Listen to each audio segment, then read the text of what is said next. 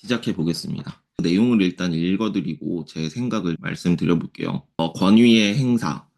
합리적인 권위는 능력의 바탕을 두고 있으며 그것에 의존하는 사람의 성장을 돕는다. 비합리적인 권위는 힘의 바탕을 두고 있어 그에 종속된 사람을 착취하는 데 도움이 된다. 교육의 문제는 이 점에 달려 있다. 만일 스승 자신이 보다 발달되어 있고 그들 자신의 핵심을 신뢰하고 있다면 권위주의 교육과 방임주의 교육 사이의 대립 따위는 거의 존재하지 않을 것이다. 제자들은 이 존재 권위가 필요하기 때문에 대단한 열의를 갖고 그것에 반응하기 때문이다. 한편 제자들은 배우려는 제자들에게는 노력을 기대하면서도 스승 자신은 그러한 노력을 하지 않고 있는 그런 스승의 압력과 방임과 보호에는 반항한다. 이걸 통해서 여러분들한테 일단 솔선수범에 대한 얘기를 해보고 싶어요. 우리가 보통 솔선수범이라고 하면 자연스러운 노력이 아니라 굉장히 인위적이고 내가 의식적으로 해야 되는 노력으로 받아들이는 경우가 많은 것 같아요. 근데 저는 이 뒤에 좀 더 자세하게 설명드리겠지만 사람이 행동으로 옮겨지는 지식과 정보들은 그것을 내가 이해했기 때문에 행동으로 옮겨지는 것이에요. 내가 이해하지 못한 건 설명할 수도 없고 행동할 수도 없어요, 여러분들. 여러분들이 자기 스스로에 대한 어떤 묘사를 할 때, 내가 가지고 있는 지식이나 정보를 상대방한테 설명할 때요. 여러분들은 내가 이미 알고 있는 걸 내가 자주 사용하는 수단, 표현 방식으로 그것을 설명할 수 있을 뿐이에요. 내가 모르고 있는 걸 암기해서 상대방한테 설명하는 건 그냥 텍스트를 두 번, 세 번 연달아 읽는 것과 같은 거고 그 내용들을 내가 확실히 알았다라고 얘기할 수는 없는 겁니다. 왜냐하면 그걸 어떻게 실행해야 되는지, 어떻게 그 지식과 정보가 내 삶을 바꿨는지, 바꾸긴 했는지, 이런 것들은 우리는 알 수 없는 거예요. 그쵸? 그러니까 우리는 지금 현재 내가 살아가고 있는 그 방식에 대한 묘사밖에 할 수가 없어요. 내가 이미 체득한 거예요. 그러니까 솔선수범이라는 것도 같은 맥락에서 그렇습니다, 여러분. 합리적인 권위는 능력의 바탕을 두고 있으면 그것에 의존하는 사람의 성장을 돕는다. 우리가 되게 좋은 문장이죠, 이 내용도. 근데 그러면 내가 합리적인 권위를 가져야겠다라는 생각을 누구나 할 수 있을 것 같아요. 그러나 누구나 그런 합리적인 권위를 가지고 있는 건 아니죠. 대부분 우리가 만나는 사람들은 이 힘의 바탕을 두고 있죠. 그리고 그에 종속된 사람을 착취하는 데 사용되고 우리는 스스로도 그런 사람과 관계를 맺으면서 내가 착취당한다고 생각하게 될 거고요. 그렇게 지금 생각하고 계신 분들도 아마 많으실 거고요. 이 책 내용이 실제로 우리의 삶을 변화시키려면 여러분들이 이 합리적인 권위라는 단어, 그리고 비합리적인 권위라는 단어에 대해서 깊게 고민을 해보셔야 돼요. 무엇이 합리고 무엇이 비합리이고 자기 자신의 방식으로 자기가 늘상 사용하는 어휘와 표현으로 이 단어가 가지고 있는 정의를 다시 내리지 않으면 여러분들이 이 책 내용을 이해하고 넘어간다라는 게 아니라 그냥 읽고 끝나는 거예요. 우리가 합리적인 권위를 100번 똑같이 텍스트를 읽는다고 이 합리적인 권위라는 표현이 내가 이해하게 되는 게 아니거든요. 왜냐면 이 합리적인 권위라는 단어는 이 어떤 죽어 있는 사물을 묘사한 게 아니라 사람과 사람 사이에 역동적으로 계속 일어나고 있는 그 변화의 양상을 표현한 거잖아요. 그쵸? 그러니까 그 변화의 양상을 합리적인 권위라는 글자로 포함할 수가 없어요. 뭐 대표적으로 사랑, 우정 이런 두 글자짜리 워딩도 마찬가지입니다. 사람과 사람 사이에서 역동적으로 일어나고 있는 그 과정을 우리가 스스로 우리 경험 안에서 어떤 게 합리적인 권위고 어떤 게 비합리적인 권위라고 할 수 있지? 어떤 게 우정이고 어떤 게 사랑이지? 뭐 사랑과 우정은 다른 건가? 이런 식으로 개념화하시려는 노력과 시도가 없으시면 이 책 내용을 읽으면서 내 삶이 바뀌기는 쉽지 않을 겁니다. 이 책에서도 전체에 걸쳐 여러분들에게 설명하는 게 그런 거잖아요. 우리가 관용적으로 쓰는 단어 그것을 그냥 관용적으로만 계속 쓰면 우리 삶은 바뀌지 않아요. 우리가 실제로 이름을 붙이고 그 붙인 이름대로 행동과 실천으로 옮겨지려면 실제로 그것을 이해해야 되는 거예요. 그러니까 이 합리적 권위라는 단어, 이 5글자짜리 단어를 우리가 실제로 이해하려면 내가 이것에 대해서 이해를 하지 못했을 때, 내가 합리적권이라는 단어의 이해가 없을 때 이 책을 읽고 이해한 그 범위와 이 책을 읽고 난 후 내가 이 합리적권이라는 이 프레임 안에 그 질서를 내 스스로 내 경험 속에서 만들어내고 나서야 이제 이해가 된 이 합리적권이라는 표현을 쓸 때의 이 글자 5글자는 완전히 달라지는 거죠. 그러니까 쉽게 설명드리면 내가 이 단어를 인지한 것과 이 단어를 이해한 것은 완전히 다르다는 거예요. 그리고 내가 그것을 이해하면 내가 내 삶 속에 이것이 체화되는 거예요. 그러니까 우리는 아까 전에 잠깐 제가 설명드렸지만 자신이 이해한 것만 행하고 설명할 수 있다 그랬잖아요. 그렇죠? 우리가 앞으로 이해할 것에 대해서는 우리는 설명할 수 없어요. 모르기 때문에. 그리고 당연히 행동으로 옮길 수도 없죠. 이해와 실행은 사실 다른 표현의 같은 현상을 설명하는 거예요. 이해, 행동, 실천, 지혜 이런 표현들이요. 아까 전에 잠깐 제가 설명드렸지만 사람 사이에 생기는 여러 상호작용을 뭐라고 표현하는지에 따라 지혜롭다라고 설명하기도 하고 실행력이 좋다라고 설명하기도 하고 그러는 겁니다. 이 단어가 가지고 있는 프레임이 그래요. 실제로 한 가지 현상을 설명하는 거예요. 그러니까 우리는 뭔가 이해하고 실행해야 된다라고 생각을 하겠지만 그게 아니에요. 같은 현상을 다르게 표현한 거지. 우리는 사람들한테 뭔가를 설명할 때 우리가 지금 행하고 있는 걸 묘사할 수밖에 없어요. 우리가 지금 행하지 못하고 있는 걸 상대방한테 설명할 수가 없는 겁니다. 그러니까 실제로는. 여러분들이 이 책 내용을 이해한다는 건 실제로 그 이해하는 게 실행이어야 된다는 거예요. 이 책 내용을 통해서 내가 그동안 깨닫지 못했던 사실을 알게 된다면 이건 그냥 바뀌는 거예요. 이 책에서도 교육에 대한 얘기가 나오죠. 소유 양식에 젖어 있는 학생들과 존재 양식에 젖어 있는 학생들의 차이가 나오는데 소유 양식에 젖어 있는 학생들은 이 책 내용을 읽고 집에 가져가요. 끝까지 필기를 하고 내가 이 책 내용을 한 글자도 놓치지 않기 위해서 계속 반복적으로 읽고. 근데 존재 양식의 학생들은 어떻습니까? 수업을 들으면 수업을 듣기 전과 듣기 후가 달라지는 거예요. 그냥. 왜냐면 이해를 하니까. 여러분들이 근데 내가 이 내용을 읽고 실생활에 잘 반영이 안 되는 것 같은 느낌이 들고 내가 뭔가 내 삶이 그렇게 나아지지 않았고 뭔가 내가 사람을 보는 관점이 그렇게 바뀌지 않았어.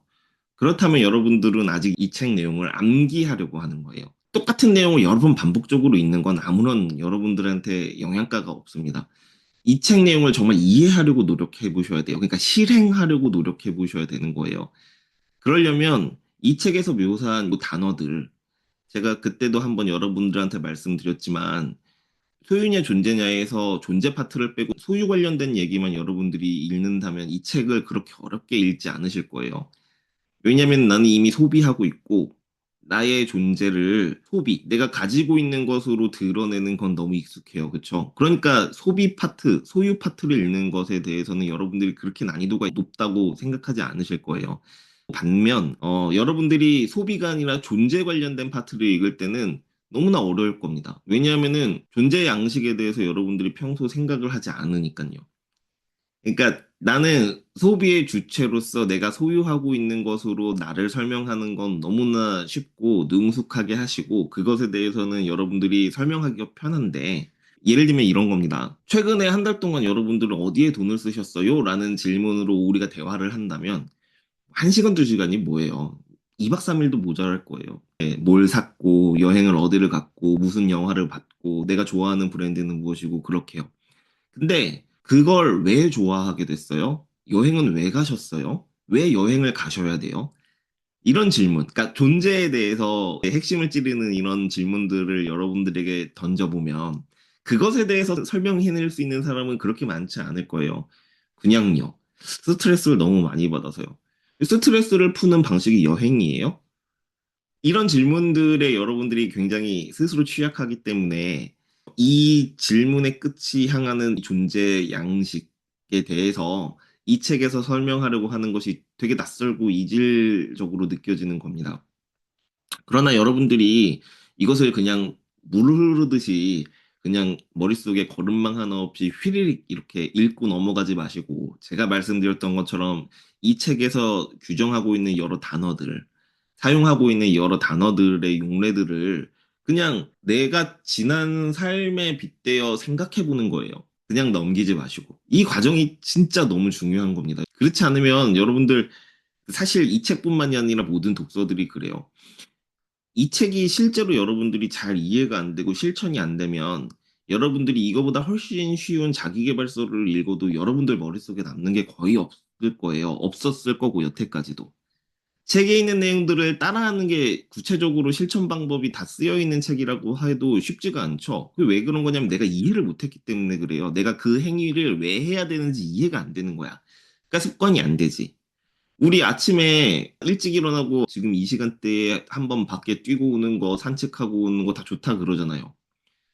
그 좋은 거 왜 안 해요? 그게 진짜 좋은 거예요? 사실은 나 스스로는 아직 좋은 건지 모르는 거지. 그러니까 내가 그 행위를 할 때 이것이 구체적으로 내 삶에 어떤 의미이고 나한테 어떤 가치를 제공해 줄지를 깊게 여러분들이 생각하고 이해하려고 고민을 하지 않으면 여러분들은 사실 그 어떤 행동도 지속적으로 이어나가기가 쉽지 않을 거예요. 마치 흡연자가 10년 넘게 담배를 피던 사람이 죽을 때까지 담배를 끊기 위해 그 흡연 욕구를 참아야 되는 것처럼 여러분들이 하고 있는 행동에 어떤 의식적인 노력, 인위적인 노력들이 수반되어야 하고 그것을 마치 인내, 고통을 감내하는 거다라는 생각 속에서 여러분들은 그 행위를 계속 반복해야 될 거란 말이에요. 근데 잘 생각해 보세요. 우리 삶을 구성하는 여러 가지 행동 중에는 그런 의식적이고 인위적인 노력을 하지 않더라도 이미 여러분들한테 체화된 그런 행동들이 있잖아요. 그쵸? 그러니까 이게 나의 행동 양식으로 자리 잡은 어떤 변화는 그것을 내가 이해하기 위해 노력하기 위해서 자리 잡는 게 아니라 이해와 실행은 똑같은 거예요. 똑같은 상호작용, 그 플로우를 묘사한 겁니다. 실제로는. 그러니까 내가 어떤 행동으로 내 삶이 바뀌었다는 건, 그리고 내가 그것을 이해했다는 건, 그러니까 내가 모르고 있는 걸 상대방한테 묘사하거나 실천하는, 할 수 있는 게 아니고, 이미 내 삶의 변화가 이미 만들어져 있는 거예요. 그냥 텍스트를 그대로 내가 반복해서 읽는 것이 아니라요. 이 책 내용을 실제로 그러니까 이해한다는 건 실행이 되고 있는, 그러니까 과정 중에 실행이 이미 일어나고 있고, 과정 중에 이미 변화가 일어나고 있는 거예요. 여러분들이 책을 읽을 때 그렇게 읽어야 돼요. 그러니까. 그래서 표지 읽기도 하는 거고, 여러분들이 책을 읽기 전에 여러분들이 실제로 이 책에 어떤 문제의식을 가지고 책을 읽냐, 이 책이 기대하고 있는 게 무엇이냐, 이 책을 통해서 내가 무엇을 얻게 될 것인가, 이런 것에 대한 어떤 주제의식, 목표의식, 목적의식을 가지고 책을 읽게 되는 거죠. 그리고 그걸 통해서 실제로 내가 가지게 될 것과 아직 가지지 못한 것들을 선별하시면서 내가 이 책에 있는 정보들을 머릿속에 조립하시고 계실 거예요. 지금 책을 읽으시는 분들이. 이 과정에서도 여러분들은 이미 내가 깨닫고 이해된 건 내가 어떤 의식적인 노력을 하지 않더라도 내 삶에 이미 뿌리 내리게 될 거고 스며들고 계실 거예요. 이게 핵심이거든요. 그렇지만 내가 의식적으로 뭔가를 변화해야 되고 의식적으로 뭔가를 이끌어내고 싶은데 아직 그 욕구가 충족되지 않은 어떤 지식 체계들은 여러분들이 이 책을 제가 지금 계속 반복적으로 말씀드리는 것처럼 충분히 숙고해서 내가 나의 이해를 돕기 위해 단어들이 규정하는 프레임 안에 있는 여러 가지 내용들을 내 방식으로 재정의하는 노력을 아직 안 하셨기 때문에 내 삶 속에서 이 단어를 재정의하는 일들을 여러분들이 하지 않았기 때문에 어떤 것들은 실행이 되는데 어떤 것들은 실행되지 않는 거예요. 그래서 여러분들께 제가 오늘 꼭 말씀드리고 싶은 건 이 책이 어떤 지침서는 아닙니다. 그쵸? 그렇기 때문에 여러분들이 이 책을 읽고 실행으로 옮기는 것이 훨씬 더 어려울 거예요. 제가 자신 있게 말씀드릴 수 있는 건 여러분들이 이 책 내용을 읽고 이해하려고 노력하고 이 단어를 스스로가 다시 프레이밍 하시려는 노력을 결국 하시게 되면 여러분들이 지금 시중에 보고 계시는 나의 삶을 실제로 변화시켜 줄 것 같은 여러 자기계발서 실용서적들이 있을 거예요. 여러분들이 그런 책을 직접 쓸 수 있는 능력을 가지게 되실 거예요. 정말로. 이 책 내용을 읽고 실제로 이 책대로 존재 양식으로 여러분들의 삶이 바뀐다면. 이 책의 소유냐 존재냐 이 제목은 일종의 트릭입니다. 이 책의 저자는 소유 중심의 삶이 잘못됐다라고 설명하고 있잖아요. 오히려 존재 양식이라는 큰 전체 집합 안에서 소유와 존재의 개념을 설명하고 있죠. 이해시키고 통합시키려고 하고 있어요. 우리는 소비를 빼고는 삶을 살 수가 없는 사람들입니다. 우리는 우리의 삶을 유지하고 균형을 맞추는데 여러 가지 것들을 가지고 있어야 돼요. 가지고 살아야 돼요. 우리 삶 속에서 소비를 분리해내려는 시도는 정말 무용한 거예요. 될 리도 없고요. 이 책에서 여러분들한테 알려주고 싶은 소비의 관점은 존재 양식으로서 우리가 어떻게 소비를 해서 우리의 존재를 더 가치롭게 하냐, 이롭게 할 수 있느냐, 이 방향으로 우리에게 그저 메시지를 전해주고 있는 거예요. 이 관점에서 여러분들이 이 책을 계속 읽게 되면 제가 말씀드리는 게 이건 마치 숨 쉬는 방법이랑 되게 비슷한 거예요. 내가 훨씬 더 편하게 숨 쉴 수 있는 방법을 여러분들이 배운다면 여러분들이 그 전에 불편하게 숨 쉬었던 과거로 돌아갈 수 있어요? 돌아가고 싶어도 못 돌아가요. 왜냐하면 나는 이미 이것이 편하니까. 그것과 되게 비슷한 개념입니다. 이 책을 읽고 그러니까 그냥 진도를 나간다라고 생각을 하지 마시고 확실히 이해될 때까지 예, 문장들을 곱씹어 읽으시면서 특히나 그 문장들에 배열된 단어들 이런 단어들을 여러분들이 스스로 정의 내리시면서 이 책을 꼭 끝까지 읽어보셨으면 좋겠어요. 그러면 이 책을 읽는 그 과정에서 이미 여러분들은 존재의 양식대로 살게 되는 거예요. 이 책을 심지어는 완독을 하지 못하더라도요. 바뀌게 됩니다. 제가 오늘 여러분들에게 강한 어조로 설명드리고 싶었던 게 바로 이 부분이에요. 이 얘기가 어쩌면 좀 뜬구름 잡는 얘기처럼 들리실 수도 있지만 한번 잘 생각해 보세요. 여러분들 실제로 여러분들의 삶에 극적인 변화를 만들어냈던 어떤 깨달음, 어떤 행동들은요, 내가 그것을 깨달았기 때문에 행동이나 삶이 바뀌지 않았을 거예요. 오히려 어떤 거예요? 내가 무의식 중에 해왔던 것이 왜 그것을 했는지를 알게 되면서 여러분들은 굉장히 강한 인사이트를 얻었다고 생각하는 경우가 대부분일 겁니다. 몰랐던 걸 알게 되는 게 아니라 내가 늘 해왔던 행위, 내가 이미 내 삶을 유지하고 지탱해왔던 어떤 행동들을 내가 다시 보게 되었을 때 여러분들은 그것을 깨달았다라고 생각을 하게 되실 거예요. 실제로는 단어의 프레임에 갇히지 마시고 실행으로 행동으로 옮겨지지 않는 지식은 실제로 이해하지 못한 거라고 생각을 하시고 다시 한번 단어의 정의들을 곱씹어 보셨으면 좋겠어요. 반대로 내가 실제로 그것을 이해했는지 확인해 보려면 이렇게 소유냐 존재냐를 통해서 내 삶이 실제로 바뀌었는지를 바로 깨닫기는 어렵겠죠. 그렇지만 주변 사람들은 여러분들이 뭔가 변하고 있다는 걸 느끼게 될 겁니다. 하지만 내가 자기 자신이 그것을 자각하지 못한다면, 그쵸, 또 그 과거로 돌아갈 수도 있죠. 그렇기 때문에 여러분들은 그런 노력들도 병행해서 게을리 하시면 안 되는 거예요. 내가 지금 안다고 생각하는 것을 다른 사람들에게 알려주려고 노력하는 거예요. 근본적으로 그래서 회사 안에서 그 리더 포지션에 하루라도 빨리 올라가는 게 좋다고 말씀드리는 거예요.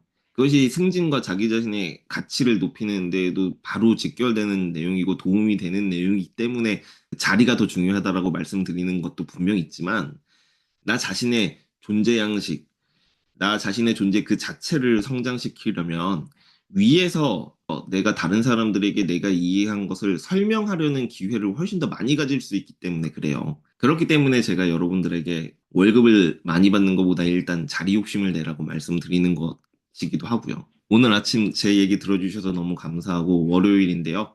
예, 하루 파이팅 하시고요. 감기 조심하세요. 마치도록 하겠습니다.